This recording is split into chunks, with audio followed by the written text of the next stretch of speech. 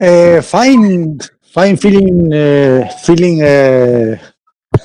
great because of this new setup for AI Mexico Meetup. I have been talking a few words with our splendid panelists and invited, which is a very honor and really a pleasure to host this splendid panel. Uh, Before presenting the short bios of our panelists, don't forget to fill up the survey.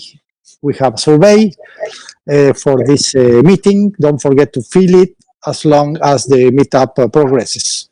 Okay, today we have two splendid panelists, and we are really happy because not only they are leaders in their specialties, but they have been following our activities. Even one of them is a founding member of AI Mexico. The first panelist is Mr. Dr. Sanjay Ranka. He's a professor at the Department of Computer Information Science and Engineering of the University of Florida. He was there from 99 to 2002. He was the Chief Technology Officer at Paramark at Sunnyvale, California. And this company was recognized by Venture Wire Technology as the top 100 internet technology companies by that time, the year 2002.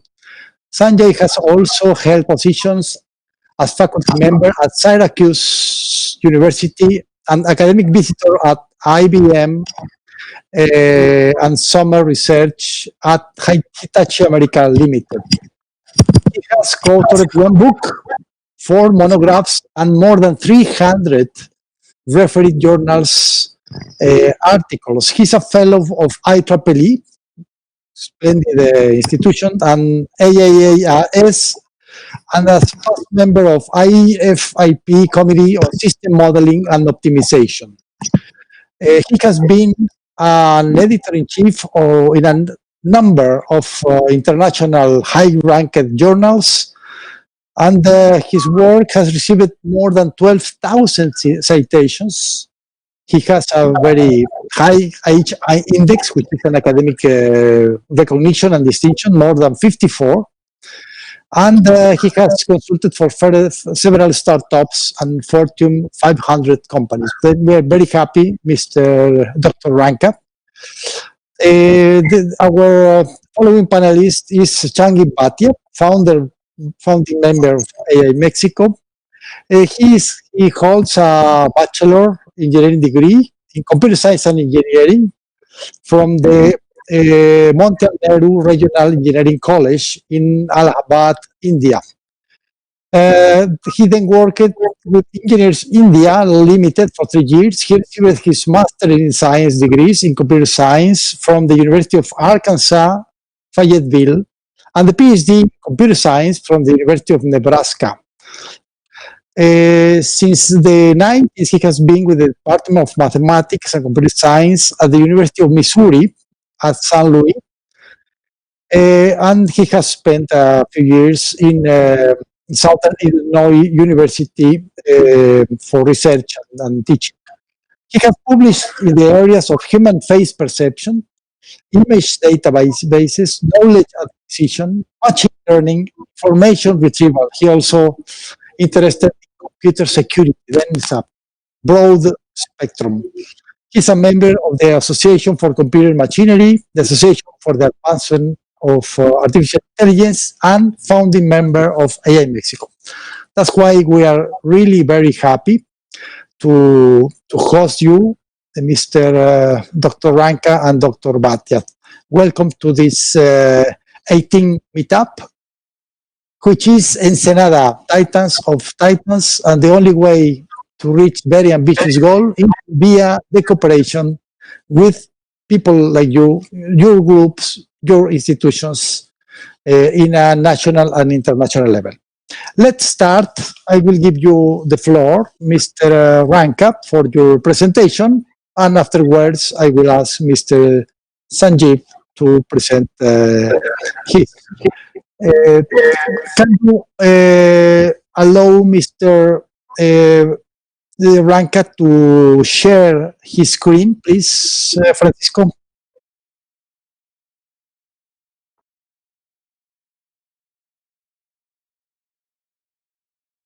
Please, Mr. Ranka, go ahead with your presentation. I think you have the permission to share your screen.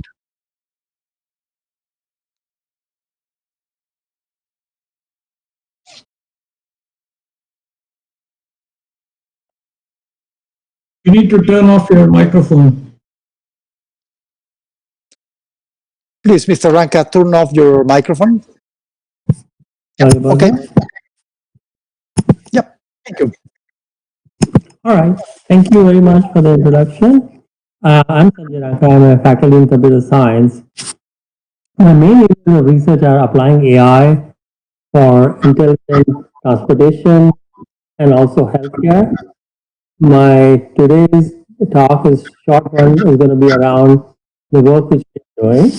I'm going to skip some of these slides, but our main goal is the following. We collect data from a variety of modalities like video cameras, LiDARs, and every street has these sensors at the bottom. We collect all this data in real time for 300 intersections in city of Orlando and also in city of Gainesville. And we use that data, apply machine learning, artificial intelligence to effectively do two things. One is network operation. We don't want people to wait at a traffic light. And the second one is we want to improve pedestrian safety. I just want to make sure that everyone can hear me clearly and also see my screen clearly. Is that correct? Yes. Yes. Okay. Thank you. So what's our objective? Our goal is that we want to make the intersection smarter because we have cameras there. We want to prevent accidents from happening. We want to be able to look at it, things at a network level and be able to allow for figuring out if there's an accident between two intersections and then obviously be able to time your signals or send the police to address that accident. We want to be able to, as the vehicles are going to become more connected and autonomous, we want to be able to interact with them and then be able to convey what's going on to the vehicles and the vehicles convey back to the infrastructure. That way we can get the best of both worlds. Now, I have a whole presentation here, but I just want to give you a very quick introduction about the kind of things which we do by applying AI. But what is needed to be successful in AI? What is needed basically is that you want to be able to have an infrastructure where you can test out stuff. You need a lot of simulations. You need to have the right tools, the right techniques, lots of computing hardware, and a lot of storage hardware. We try to address all of these things together to be able to look at a variety of things in transportation. And given that it's a short talk, I'm just going to cover the high level highlights. So first we have developed this hardware software infrastructure where we get a lot of data from these sensors, which we process in real time, video and other data. And we use right now Amazon Cloud to store all of this information so that we can use it for a variety of applications. What applications are we interested in? We want to be able to look at near misses from a safety point of view. We want to look at travel times to understand where there's congestion. And there are a variety of other traffic applications which we are interested in doing. I want to just show you highlights of some of the things which we do from a video processing point of view. If you look at the screen right here, this basically shows in real life, real traffic coming into an intersection. This is the data collected by fisheye cameras. We track every vehicle, every pedestrian on this particular intersection. And if for whatever reason, two vehicles are going to hit each other, you can in the long term send a signal to them saying that, hey, watch out or brake with this autonomous car. We also want to be able to make the pedestrians safe. So what we do is we figure out all the trajectories of vehicle behavior at that particular intersection. Use that information. Also, these are all the pedestrian crossings in the last 2 hours at this intersection. So this shows you real life behavior of people, and we want to be able to use that information. So for example, if you watch this person right here, we can track this person as the person is crossing through the intersection. And if we find a person like this, we send a signal to all the vehicles in the long run to prevent an accident from happening. We want to be able to look at all the people who are crossing on a red light or changing lanes on a red light, so that we can minimize, we can change traffic timing so that less behavior of this happens. We can actually go and look at near misses. So for example, if there are two cars which just come and stop in the middle of the intersection, that's an abnormal behavior. We want to be able to capture it and be able to tell in real time to all the vehicles on the intersection. So this requires both in a application of AI and machine learning, but the applications are very, very real. So this one gives you all the trajectories and tells you this is the area where two vehicles were coming very close to each other, because most of the time these vehicles were trying to take a left at the same time as these vehicles were going straight. So how can you redesign your intersection, or how can you change your signal timing to be able to address that? We have a nice software which can let traffic engineers figure out what's going on at the intersection. They can plot all kinds of information. They can figure out how many people are taking a left turn, where are the issues on that particular intersection. We have built this, and then we use this for a variety of applications. One particular one is we can track vehicles across multiple intersections, and then be able to compute how much time they take them, so that if there are any bottlenecks, we can find out in real time. I'll stop right here. This is just a quick introduction of the kind of work we are trying to do to apply AI to transport. Oh, thank you very much, Dr. Ranka. Really exciting your presentation and the level of technology that you are employing, but the challenges are enormous in the networks, in the communications, in the sensors, and of course in the algorithmic issues. Thank you. We will come back to this, but first let's listen to the presentation of Sanjeev Bhatia. Please, Sanjeev, what are your point of view? Please open your microphone. Yeah, thank you for your introduction.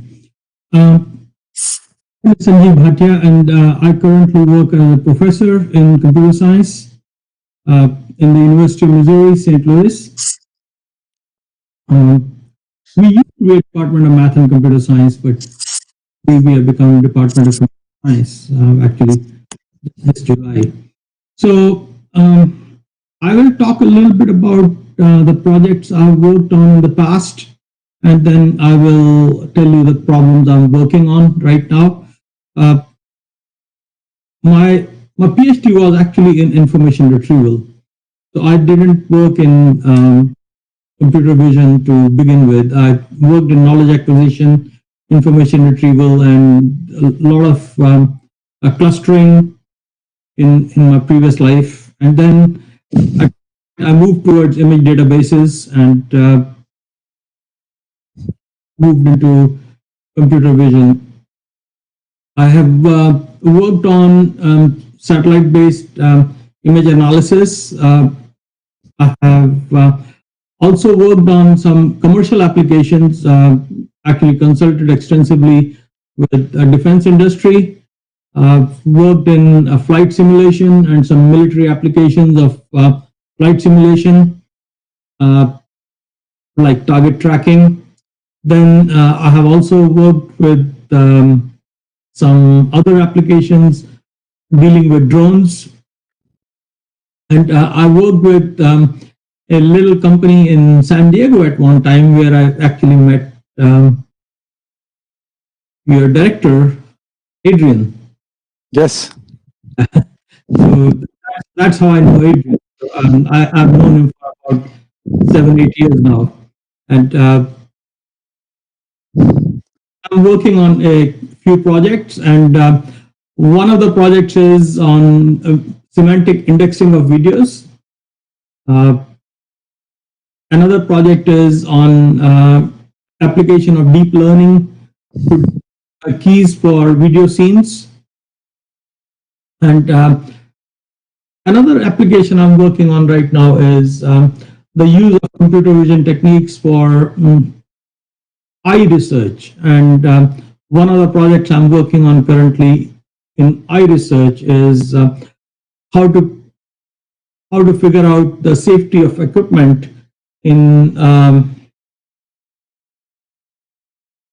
in this COVID related situation.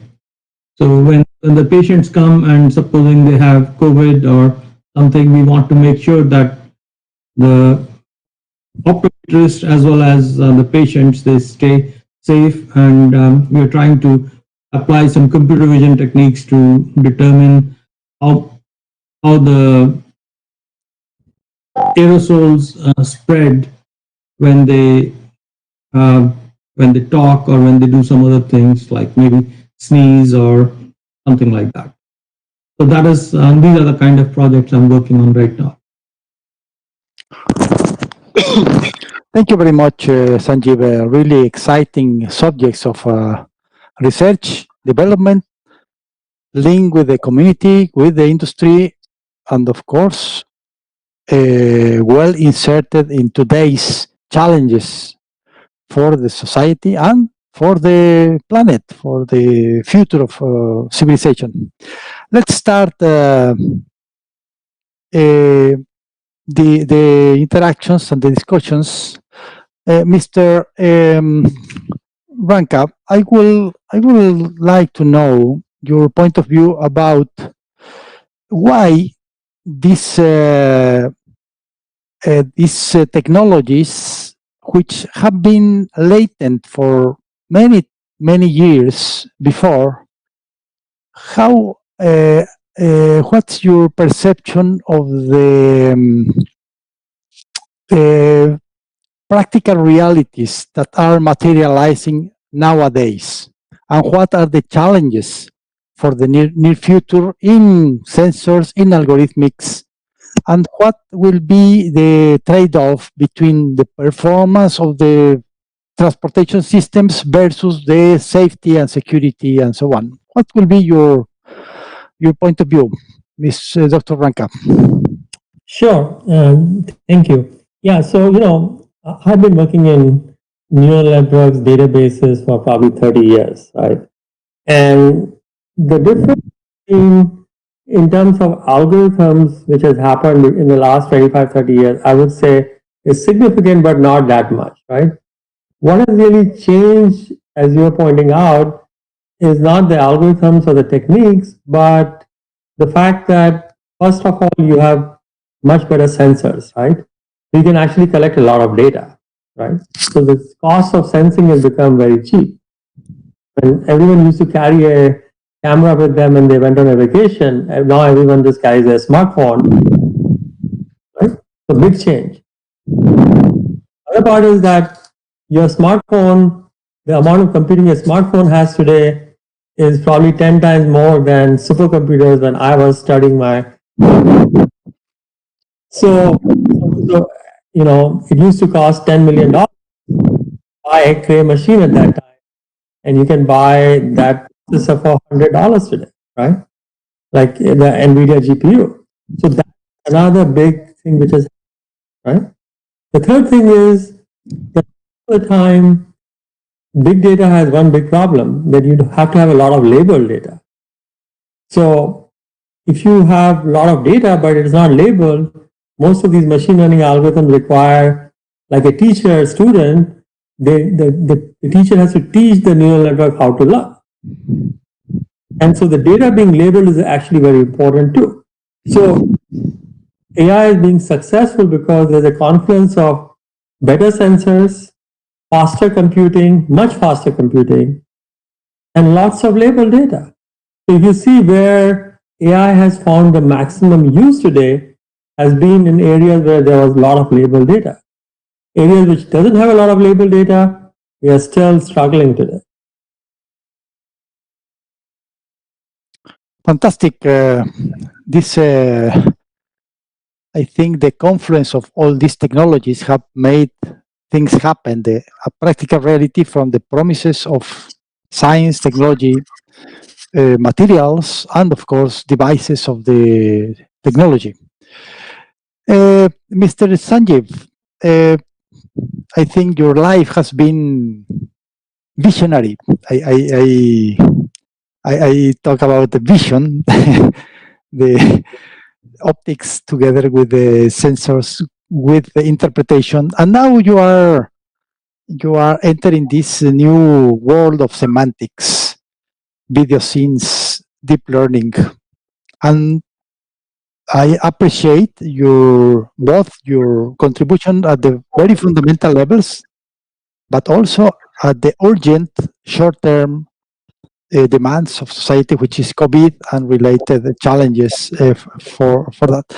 What could you say to the AI Mexico community about these semantic issues in vision and semantic issues in general in data science, information technology, and applications? So one of the things is I'm at semantics, like semantic indexing, more at a uh, in terms of video indexing. But I think what I want to say to people who are trying to get into the field is that they need to be very clear and they need to get a very good education in algorithm analysis.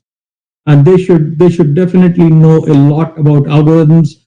And like Sanjay remarked, that these days the sensors are getting almost omnipresent. And information, Internet of Things, we have more sensors at home, in car, anywhere you go, you have tons of sensors. A lot of data is being collected and generated. So we are pretty much a good data revolution. And it is interesting how we can make sense out of that data. And having said that, there are still instances where we do not have uh, proper models. Like one of the things which I did at one time when we were talking about making uh, target detection is, like, you cannot really have a model of every possible target that you are going to see when you are flying. And you will have to possibly create a target or a model of the target on the fly. So if the pilot of the airplane who is flying points to a certain object at the on the ground, or maybe even a threat in the air like a missile, you need to build a model of those objects on the fly, and you do not have all the possible models to think about. So those are the kind of learning techniques which are very, very important. And you will get to learn a lot of those in basically in algorithms, and then obviously you have to talk in terms of AI algorithms. And deep learning is getting interesting. The machines have more capability compared to old days, so you can actually get a lot more done. And with parallelism coming into play, we may be able to do a lot of things in parallel, and that will. These are the basic computer science kind of things that people need to be.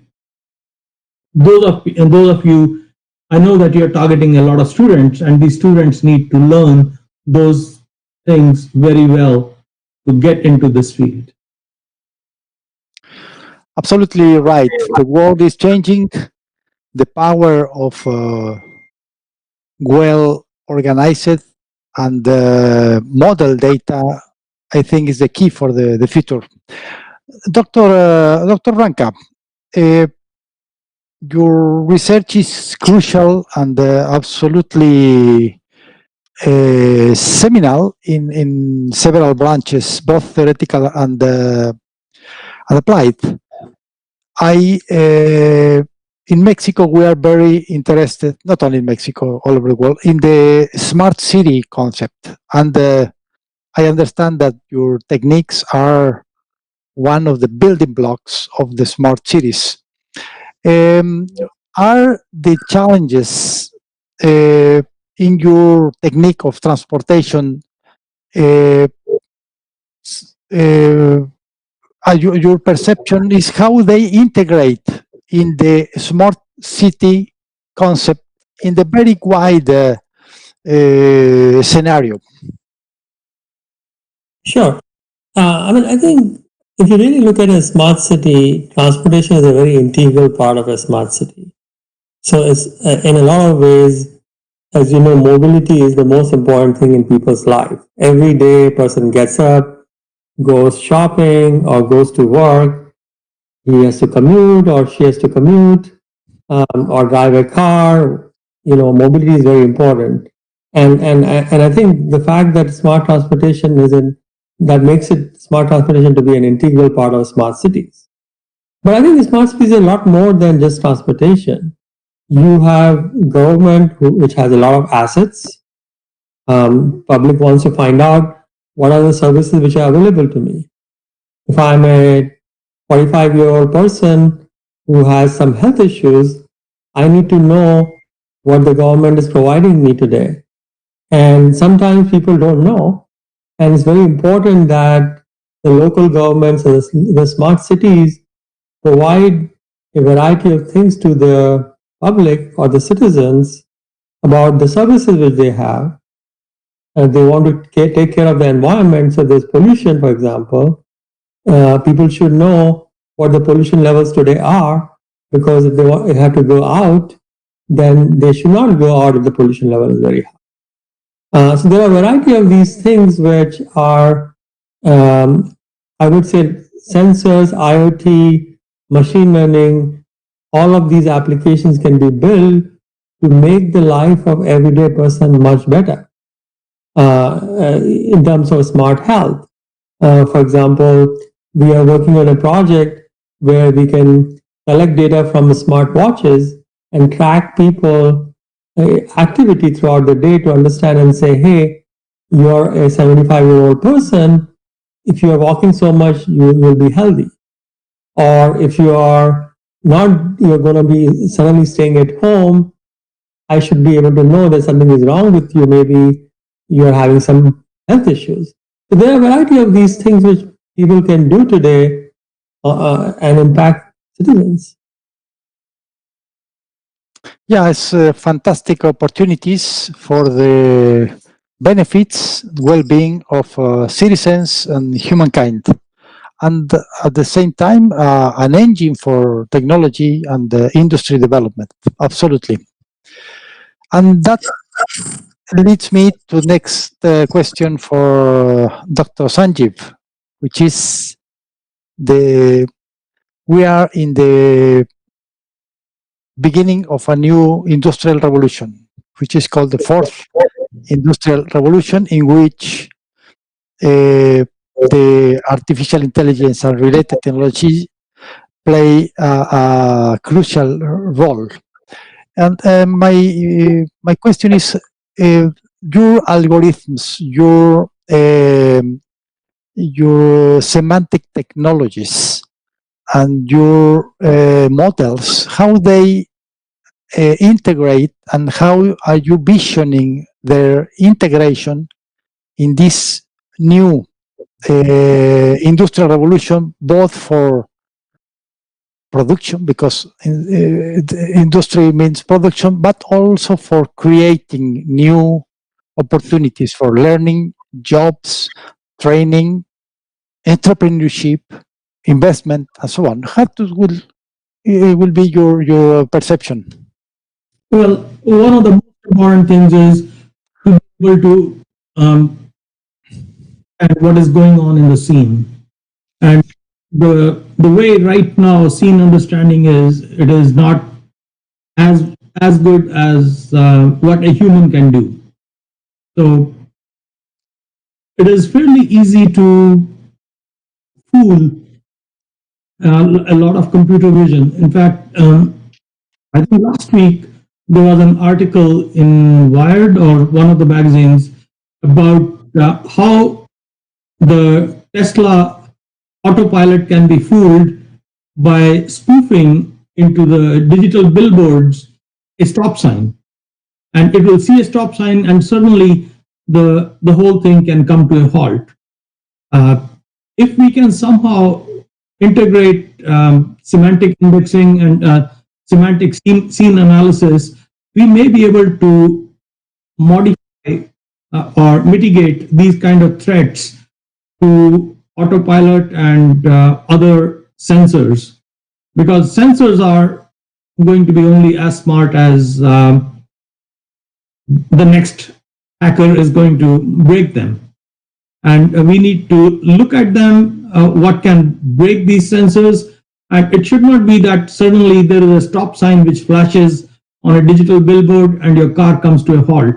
Another example they had was they put a millisecond long, a few milliseconds long picture of speed limit, and they had the speed limit indicated as 195 miles per hour. Because the optical sensors could be fooled pretty easily. And there was also some information from General Motors, and those guys are more, they're doing things with LiDAR, but Tesla is working purely with optical sensors. So we need to figure out how to fuse information from different sensors to make a decision. And some of these things are going to be extremely important, and we need to really figure out how to leverage all this information to make our life easy. Yeah, thank you. That's the right phrase. Make our lives easy and enjoyable, as we are enjoying this fantastic meetup. Dr. Ranka, Dr. Sanjeev, we need to make a very short pause for technical reasons. We will pause for 3 minutes and come back in 3 minutes. Please.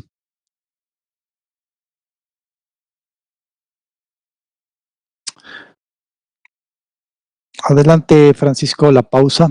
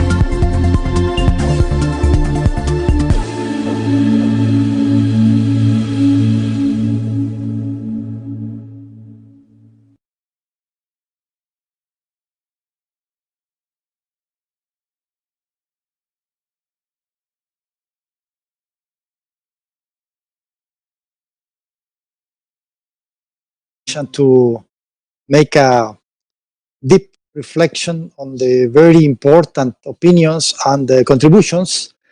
Now we have a regular section of these meetups, which is AI Mexico.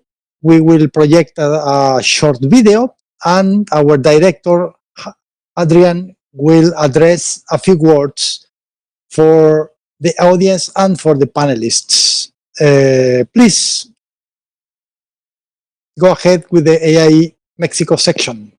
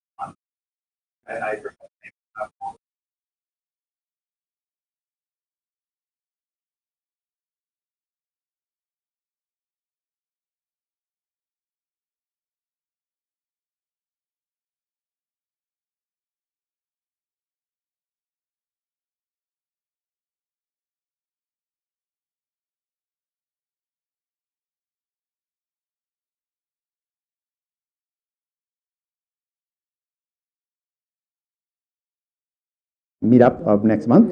So we should expect quite a treat he's going to be talking to us about. So other than that is we keep celebrating that we are AI centered. Okay, muy bien. Dime cuándo. ¿Desde Ensenada? All right, everybody, welcome again. And this is AI Mexico transmitting from Universidad de Ensenada and ITESI High School in the heart of the scientific capital of Mexico, Ensenada, Baja California, and soon to be recognized by all as the artificial intelligence capital of Mexico. I'd like to announce a few things. First of all, thanks to the panelists, both Dr. Ranka and Dr. Bhatia. And of course, thanks Dr. Mendieta for being our moderator today, as usual. And this month we've been having a lot of progress, especially with collaborations with, for instance, School Bourbaki of Mexico City, owned by Carlos Alfonso Ruiz Guido. He's a mathematician from Oxford University, and he and us will be collaborating on creating material for preparing people to get into the AI field. So anybody who wants to break into AI, anybody who wants to start gearing up for taking the opportunity by storm, the collaboration we have in place is going to be quite an advantage for all of us. Also, we're working again, as always, with Deep Learning AI. Deep Learning AI, our partnership is fundamental for the democratization of AI efforts of AI Mexico. And soon they will join us. It looks like they will join us in a roundtable discussion about democratization as well. So thanks, Alice, and thanks the team at Deep Learning AI for all the hard work. I appreciate it. Also, AI Mexico is keeping expanding to Guadalajara, Mexicali, Tijuana, and we have 30 cities in Latin America set up for rolling out the same process that we created here in Ensenada with the team. So thank you all for that. Rohit Patnaik from Digix Scientific in San Diego. He will also be joining the network of collaborators, helping us drive artificial intelligence into industry in a responsible way. So we're also working with AI policy, and soon we will present at the COLEF with students there in the regional development program, graduate program of regional development, and we're going to be working on research on the societal impact of artificial intelligence in the region of Baja California. So that's all within the initiative of BajaCalifornia.ai, which is part of the AI Mexico ecosystem. So we create an ecosystem, and we welcome companies from all over the world to integrate into our great ecosystem, professionals as well. You're welcome to apply and become part of our ecosystem. So thank you. I'd like to say we've had great progress with people just applying for the executive board that we're recruiting for. So the people who have already come in contact with us, please remember to sit tight, have patience. We will get back to you soon, and we will be choosing the people who will form part of our executive board. Some of those people are for instance, Daniel Perez Ramirez. We thank him a lot for his for a lot of his help. He's going to be working with us he's a researcher at the Rice Centers in Sweden, and he's up to working in projects with us, also imparting courses and seminars to share the knowledge, really, in the region of Baja California and help prepare human capital for AI human capital for industry. He will also be helping supporting entrepreneurship programs of AI Mexico and help create any potential spin-offs from AI Mexico. He will also be acting as a consultant for AI Mexico, for AI Mexico's clients on matters of AI. So he will also help drive academic programs both in the ethics area and in the AI area as well. Soon, I will be speaking at the Facultad de Ingeniería, at the School of Engineering of the Universidad Autónoma de Baja California, where I will be speaking to all engineering people from all engineering majors about AI and what it will take for them to break into AI. I'd like to say thanks. Well, I'd like to celebrate now that we officially have a Chief Operating Officer at AI Mexico, and that is Mr. Jeremy Webb. Jeremy Webb comes from organizational engineering, and this is a company that really helps companies like ours become engaged, and people really just transforms the entire organization to high-performance organizations, align strategy for creating massive revenue. So for people within our network, I'd like to just point out that Jeremy Webb can work for any of you, helping you align strategy and help you create revenue as well. So we'd like to thank Emilio Tamés from NVIDIA. I hope everything's coming out fine. Soon, Emilio Tamés will be coming into one of our meetups, and we're going to be speaking about signing a collaboration agreement soon with NVIDIA about joint programs that we'll have with AI Mexico. So we're very excited about that. I believe that entrepreneurs will love it, and it's a great opportunity for everybody in the region. Also, Content Studio, thank you so much for all your help. We've been leveraging their software for all marketing needs on social media. It's a lifesaver, really. Video Blast, thanks a lot for the videos, for promoting our events and our company.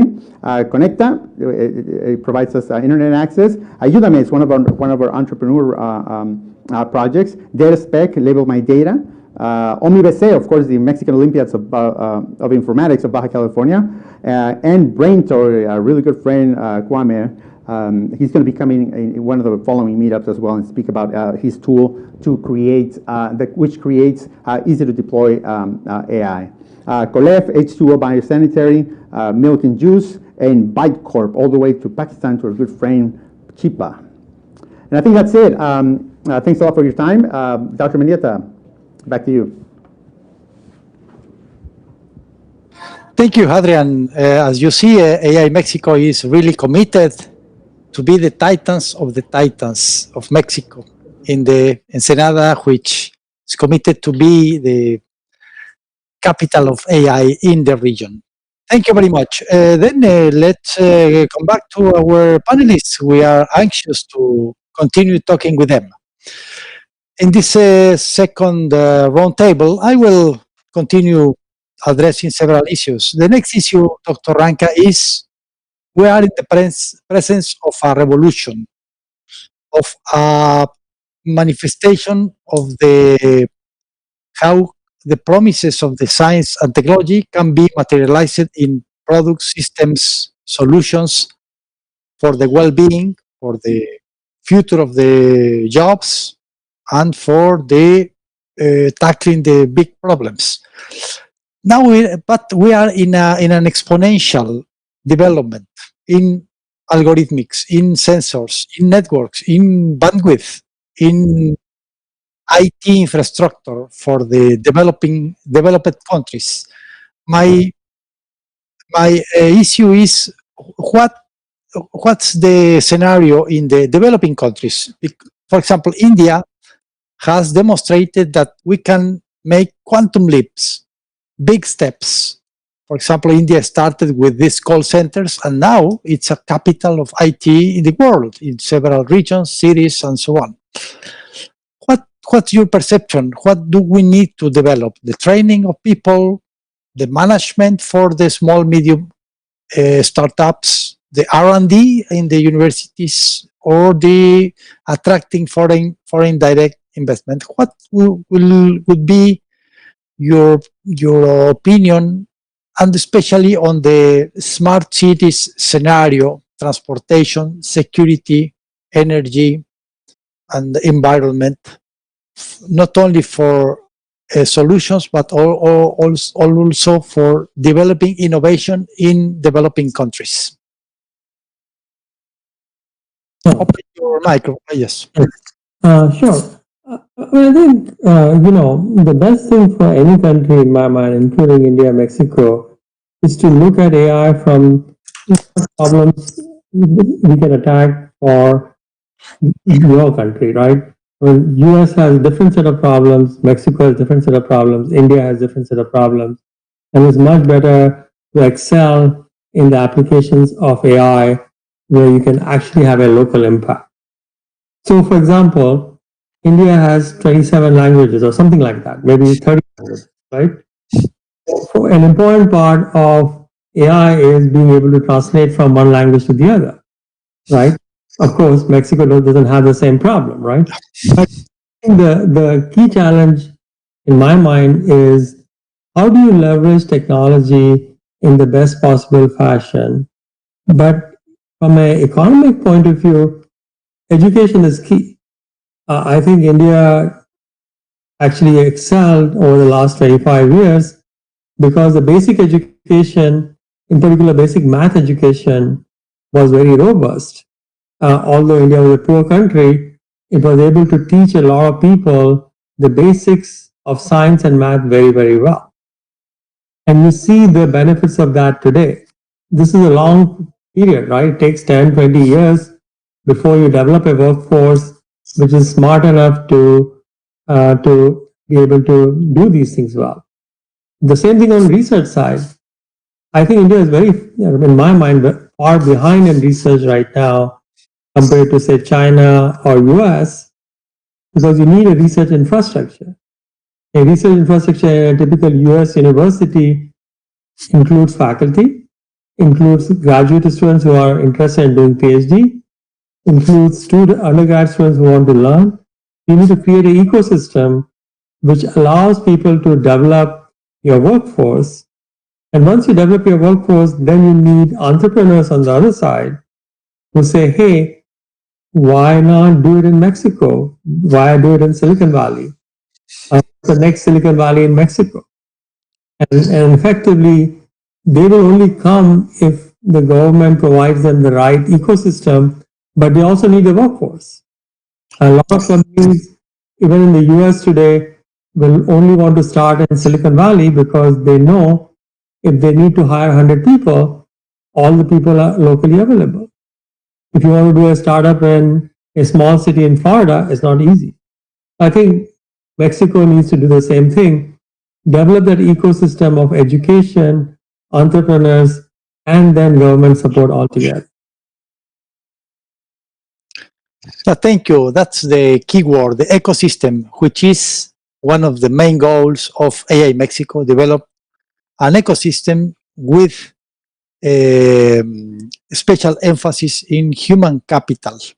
Of course, we need also physical capital and digital capital, but the human is central. And that conducts me to the next question to Dr. Sanjeev, which is the human.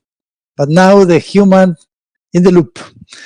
You are an expert. Your life has been dedicated to the data science, to the interaction between man and machine, objects, vision, perception, even this semantics and I would say subjective appreciation of the scenario and the environment.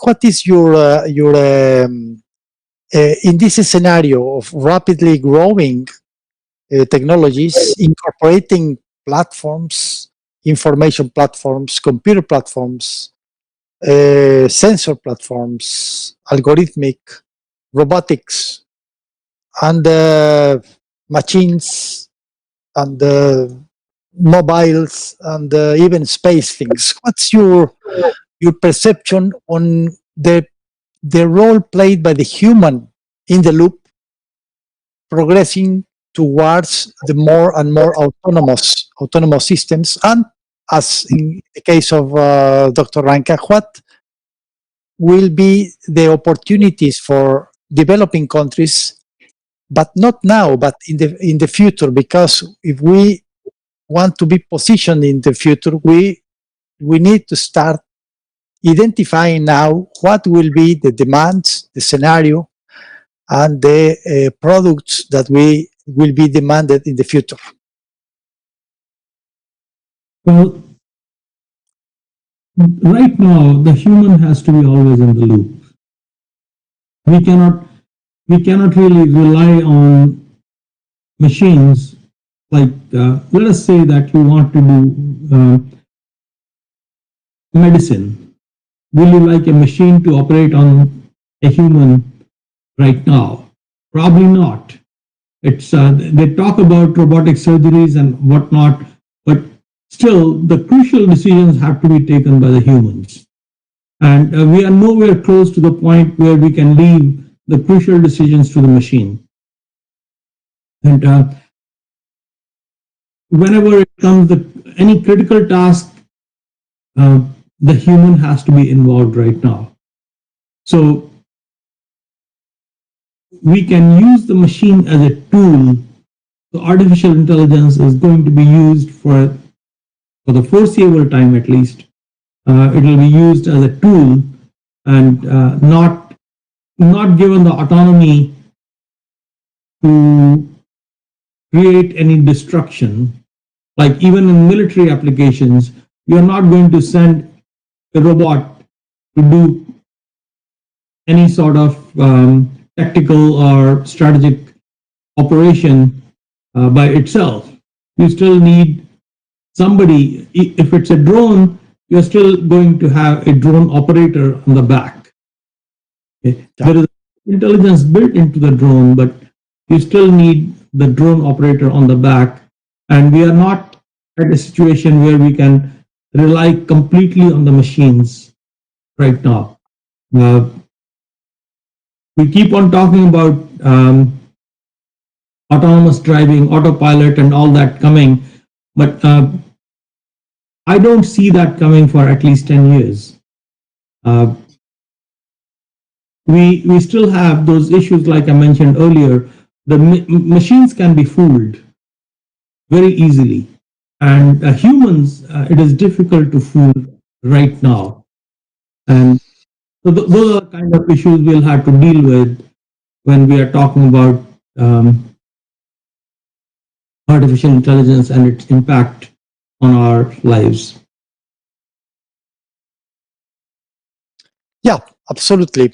It's the machine at the surface of human and not the other way around. But we are witnessing extremely advanced marvels, and the nice part of this is that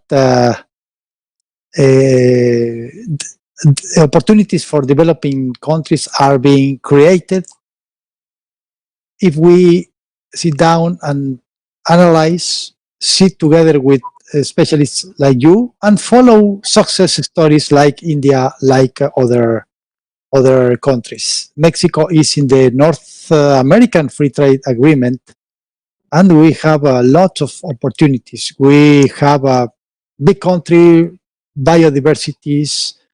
We are the door to the Latin American subcontinent, and even we are part of the Pacific Bowl. We have many opportunities for cooperating with many. Okay, we are coming to the end of the round table. I will finish with my request for first Dr. Ranka to tell what could be your recommendations to young students, young entrepreneurs in this field, especially related to STEM, science, technology, engineering, mathematics, formation, orientations, and of course, acquisition of the tools for these fantastic technologies. Please, Dr. Ranka. Sure. Maybe before I answer that, we're talking about where AI is successful. In my mind, the more static the system is and more constrained the system is, AI works very well. The more dynamic the system becomes, where you come across situations which you have never seen before, AI starts failing, and then you need human in the loop. Frankly, AI is not very different from humans. For example, if I want to come and drive in Mexico City tomorrow, it's a different environment for me. I won't be able to drive there because the behavior of people there are very different from where I live. Yeah. Things are the same way. They work very well when they live within their own environment. The moment they go outside the environment, they have a lot more difficulty. Coming back to the education, I think it's important that people have a very broad education because AI is not all about math. It is actually connecting the dots. If you don't understand the domain very well, you're not going to be able to have an impact. Every time I have worked with domain scientists, I have taken the effort to learn their domain very well. So, for example, 5 years ago when I started working in transportation, I did not know anything about transportation. But I had to learn to understand where are the key problems. Because otherwise, you just apply a model and say something is going to come out. Is it logical, sensible? So, if you're applying to smart health, you need to understand as a physician what is really important. And I think the students really need to understand that it's important to have a solid, background in math and science, but be able to learn other fields also. Having an integrated education is a lot more important than specialization. You need to have the basics, but you need to learn everything else. And the same thing is for entrepreneurs too. Technology is very interesting, but technology doesn't sell. What sells is easing people's lives or making them better or finding them something interesting to do. And that's where you actually are successful. And connecting those dots again are very important. That's my view. Yeah, thank you. Absolutely. Connecting the dots and the proper balance, equilibrium between the specialization and this holistic view of the whole picture. Fantastic. I would like to add something. Yes, please. Please. Yes, please. Go ahead. One of the things which happens is a lot of time these students who are learning physics and math and all these things, they think that language and other things, arts, are not very important. And something which, when I was in high school, that is what I was told. Oh, you need to take care of physics and math, everything else will fall into place. Well, if you do not know the language, you will not be able to express yourself. And that is really important. So when I started working on my PhD, I really realized how important it is to be able to write properly. Technical writing was very, very important. Something which we didn't learn in high school, and I had to relearn a lot of stuff when I came into expressing the ideas. So you should be able to express your ideas very well, and for that, you need to be able to know the language. For one, you need to be able to express things with pictures pretty well. You have to plot graphs, and you should be able to interpret the graphs, and those things become very important. So yeah, absolutely. That makes a lot of sense from the STEM only, which is hard science, deep formal, to the more broadly abilities, communication abilities, interpretation, even corporal language, which is very important. They sometimes put an A in the STEAM, becoming STEAM, which is the A. I think it's artistic or abilities or something like that. But it's absolutely right. My last question for Sanjeev, of course, the same as for Ranka. Your recommendation of a young student, a young entrepreneur from developing countries, how to position himself, his family, his group in this new scenario. And if you can give us some words at the end on your recent research on the COVID, as you mentioned at the beginning, please, Sanjeev. okay, so yeah, Sanjay already mentioned that it is very important to learn about the domain. And I agree with that 100%, that you need to have a holistic education. And unless you know about the domain, you will not be able to do anything in there. So the students need to have a very, very good grounding in terms of algorithms and in terms of systems to be able to do things. A lot of these things are better done with optimization, and students should be able to learn how to optimize their code and how to extract more out of the machine, and not just using the tools, but also to be able to create those tools. Create. And so finally, in terms of my involvement with COVID, I work with a person in School of Optometry in our university, and he is working on trying to figure out about the safety of this. So he asked me to help him with that, and I had to learn, like Sanjay had to learn transportation. I had to learn a lot of stuff about optometry. So I had to learn their terms, and I had to learn about their machines they're using and how we can duplicate the functionality of those machines. Actually, we are trying to do these things with smartphones, and because smartphones have a lot of computing power now, and we can use the smartphone camera and some of the techniques. We can program the smartphones to do a few things in terms of making it accessible in remote places. This colleague of mine actually travels to third world countries as a part, as a part of. He is not Doctors Without Border, but something equivalent with optometry, and he travels to those countries to provide. He is an optometrist to exams on the patients, and so he has taught me a few things about optometry, and of course I teach him about computer vision, so we can talk to each other and learn about each other's fields. One last comment I have. I think the most important thing is learning how to learn. Yeah. Once you learn how to learn, I think it's easy in life. And you never stop learning. Yes. Yes, absolutely. Learning how to create, learning how to learn, learning how to innovate.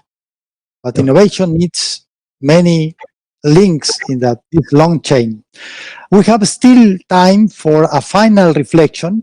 I feel free to address a reflection to message to our students, young people, AI Mexico community. Very short because time is running. I will ask you, sorry for the analogy, I will ask you to make us a 280 character long final message, each of you. Please, Dr. Ranka.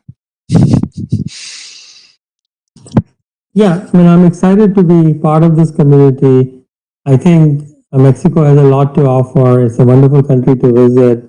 And I feel the following that given the proximity to US, Mexico should be able to leverage education, hard work, and come at par with many of the developing countries.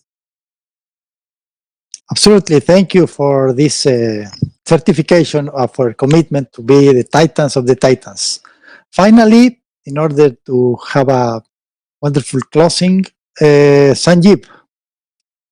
Yes, I have been working with Adrian for a long time now, and I have been involved with AI Mexico, and I'm here to help as much as I can. Feel free to contact me whenever there's a question, or I know that some of the students you have may be looking for graduate education in the US, and if they need any sort of guidance, I'll be happy to help. Okay, that's fantastic. I think your point of view, your expertise, and your vision, your expertise from the past and the present, and your vision for the future is really crucial in order to start a new adventure, a new activity involving our community, our people, and we are confident that we will be coming back to you very frequently in order to present our progress, our results, and trying to get feedback from your position, your imagination, and your guidance as with your professional expertise. This finished the roundtable. I thank you very much for your. There are many things that we would like to discuss, but we have already you and your group as a part of our communities. I am convinced of that, and I thank you very much your willingness and your attitude to cooperate with Mexico.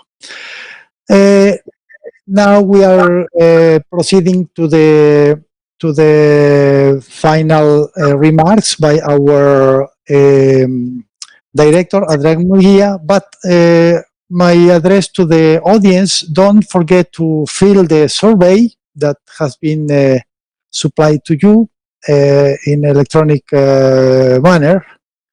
And let's give the floor to Adrian. Adrian, please go ahead.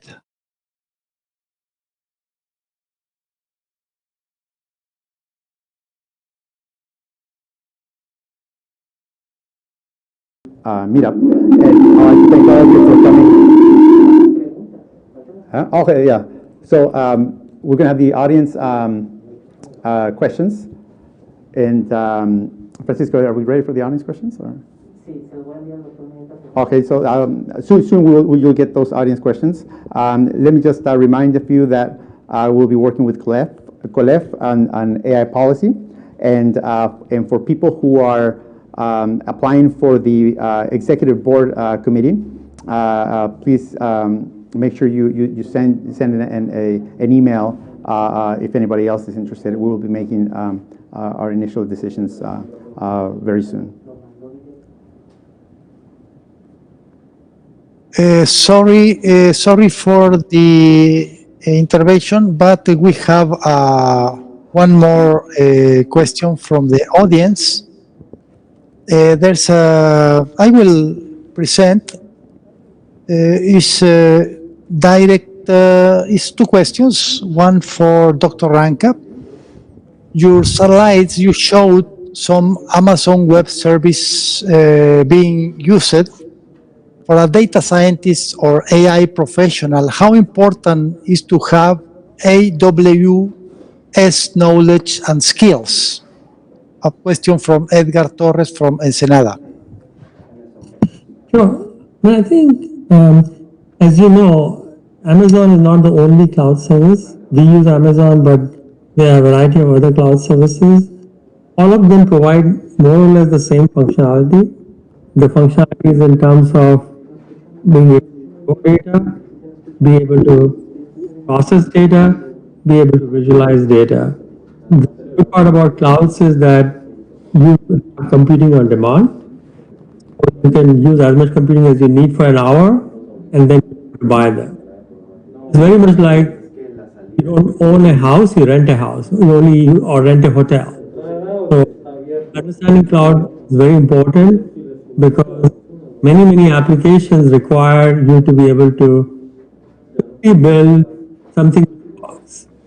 And having your own compute resources, hardware takes a lot of time to develop. You can prototype something very quickly on the cloud. Absolutely. Thank you for your interesting response. There's another question. This is from Mr. Carlos Duarte from the Mexican Space Agency. It's a question for both panelists. How can we mitigate the impact of human workers losing their jobs to automated machines?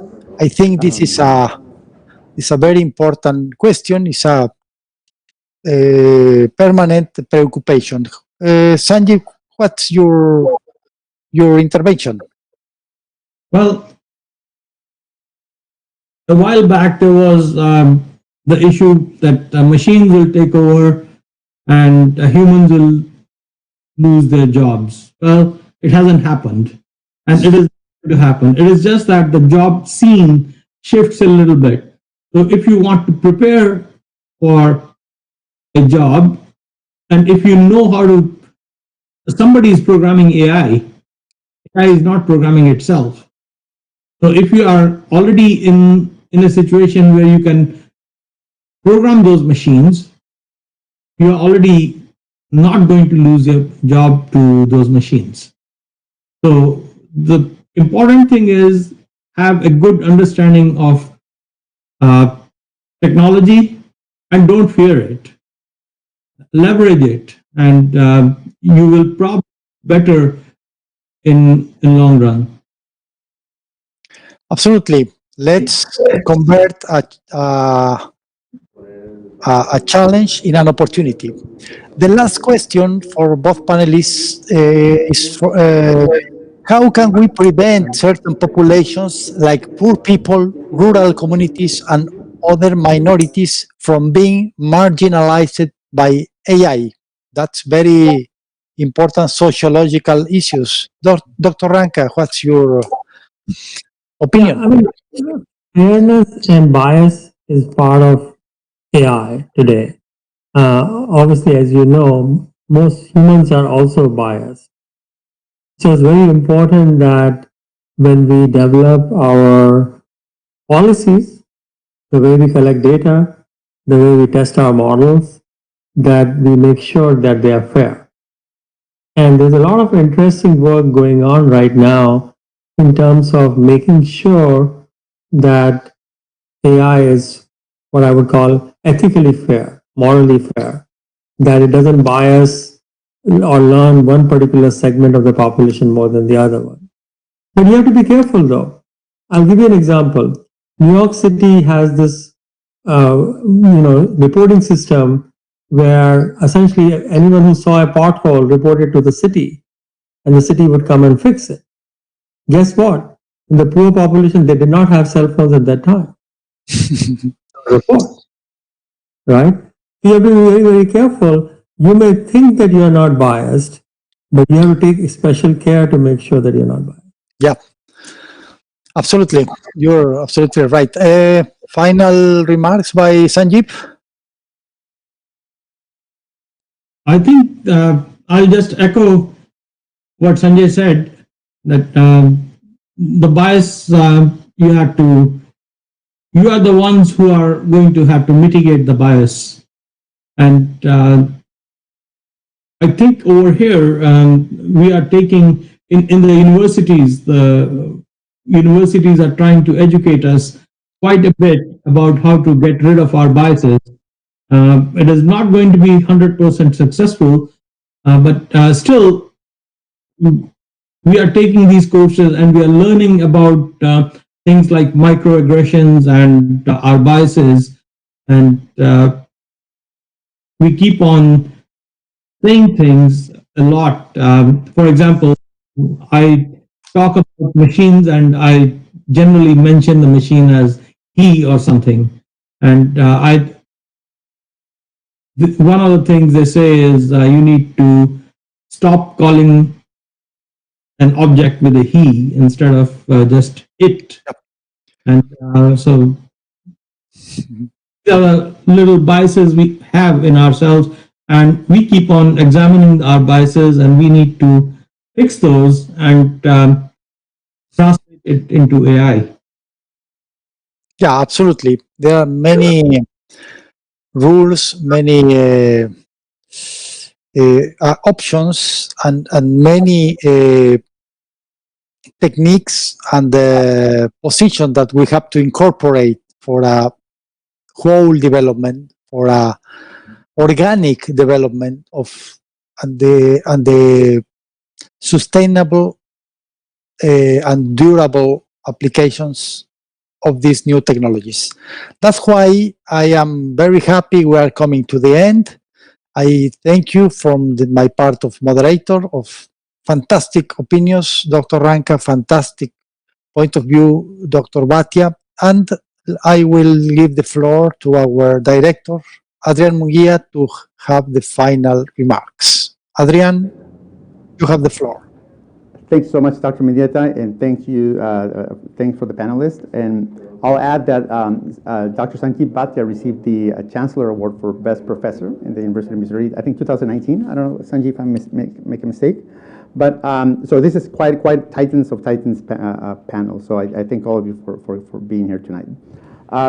Adding a little bit of to what the other comment was on making AI, let's say, fair. And I think we're AI Mexico's drives inclusion and drives ethic-backed initiatives constantly, and we have since the beginning.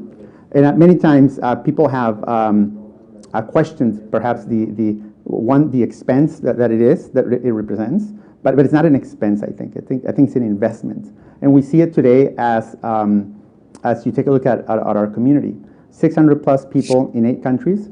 Where there's women, there's men, there's veterans, there's very young people involved. There's people with PhDs, there's people without formal education, and it is an incredibly inclusive initiative that welcomes everybody to come and join. And everybody can ask questions, everybody can approach the expert, and everybody can ask, how is this going to make my life better? And I think that's one of the key elements of building good AI, right? One we have one that allows us to be able to look out for the best interests of our communities.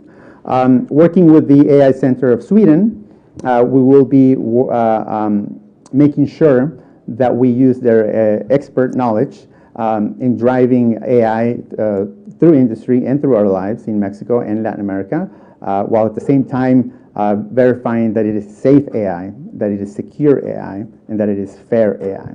So we do AI, but not for the sake of doing AI. We do AI for benefiting our communities.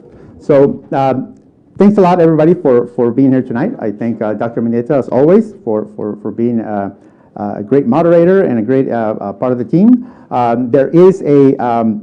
team is going through a lot of important changes since we are gearing up with the help of organizational engineering with our new CEO, Jeremy Webb, and expect great things coming. So if you are an aspiring AI professional who wants to get trained on AI for industry, please contact us. If you are a professional ready to work, please contact us. We have opportunities for you.